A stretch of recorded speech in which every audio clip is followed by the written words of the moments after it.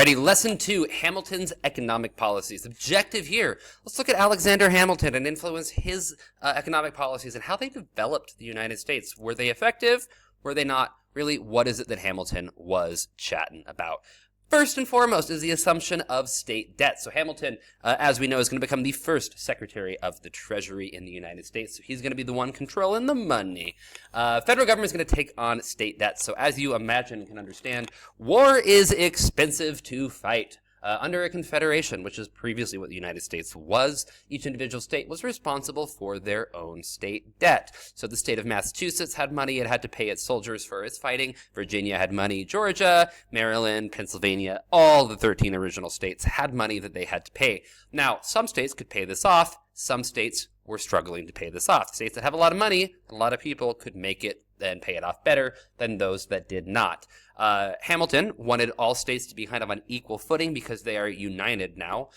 If they're going to be individually on different levels, so one state's powerful economically, another state's strong economically, or weak economically, you're not going to have the ability to grow. So his idea was let's have everyone be on equal financial footing. Now, some are not really happy about this, particularly states like Virginia, which had already paid off their war debt. Their thought is, why should we have to give money to the federal government to help a state that hasn't given us anything in return, that can't pay off their own debts? This is our money. We want it to stay in Virginia.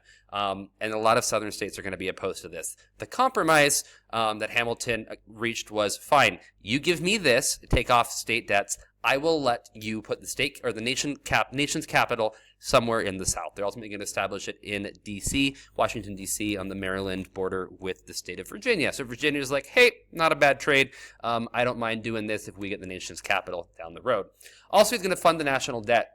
What's going to happen here is he's going to issue bonds to pay off debtors. So bonds are simply a piece of paper that the government will give you. So you'll give the government a certain amount of money. In return, they're going to give you this piece of paper that say, hey, come back in X amount of years, and we will pay you your money back plus a certain interest rate. Now, this is going to be helping the U.S. federal government because now it has money it can spend to pay off the national debt that it has inherited from the states. And number two is it makes this country seem stable. Controversy is it's seen as a way of Hamilton, who was from a wealthy background, supporting wealthy colonists. So people who are wealthy are the ones that can buy the bonds. Average everyday citizens certainly can't. The importance, though, is that it's going to build trust in the American banking system. It's also going to encourage people down the road to be futurely investing in the American government in the future. Hey, they paid off their debts here. They'll likely pay off their debts in the future. Let's give them some money and we can make some money in return. Hamilton is also going to create a national bank. The national bank's role is to hold government funds. So this is where the money that's being collected from taxes will go. They're going to collect taxes, issue currency, and then ultimately provide loans so buildings and infrastructure projects can be happening. Now, before this, every individual state had their own currency, which is problematic. If you are from Pennsylvania and you're trying to do business with someone down from Georgia, you're going to have different currencies. You got to have a different value and all that stuff, and it's not helpful. Have one set of currency, and this is going to be a lot easier to do business, and it's going to allow you to strengthen and to grow.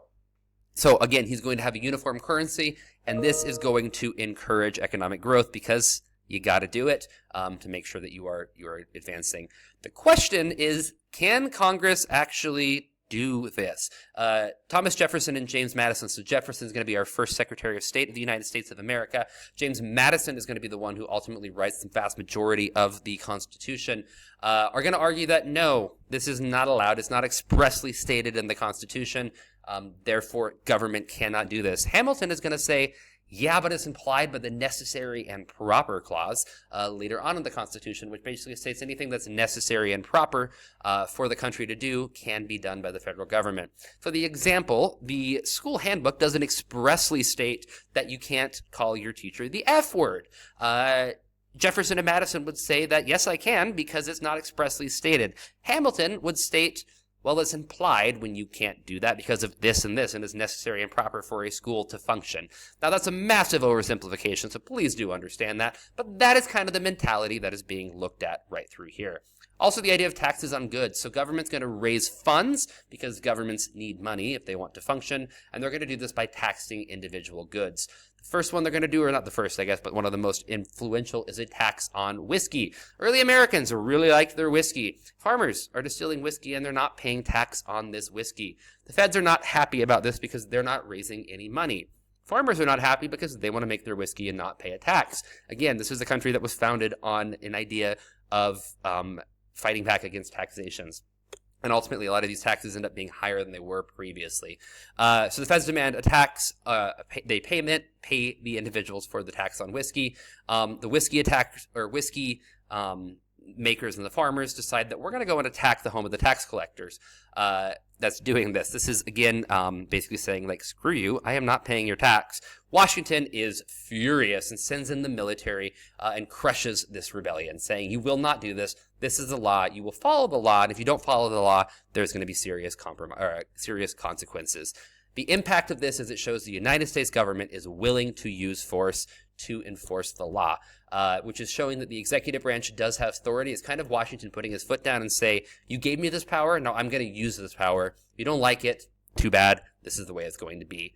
Also, we're going to have the idea of protective tariffs. Protective tariffs is simply a tax on goods. So those who are importing something from another country will pay a certain price higher on that good simply because it is coming in from an outside place. Protective tariffs are designed to encourage the production and consumption of goods made in the country. So if you're going to be buying maple syrup and you buy maple syrup from Vermont, it's going to be one price, but maple syrup coming in from Canada is going to be maybe the same price, but there's also a tax on top of that, meaning it's going to be more expensive. So you're going to buy Vermont maple syrup. You're going to buy American syrup, and therefore it encourages the production of American goods. Hamilton is going to support the idea of a big tariff. Congress is like, no, mild tariffs are okay, not massive tariffs, because tariffs can cause some economic problems as well. Going to be a little bit of a kerfuffle that's going to be happening right through there. Comments, questions, let me know. Otherwise, I will see you later. Good luck.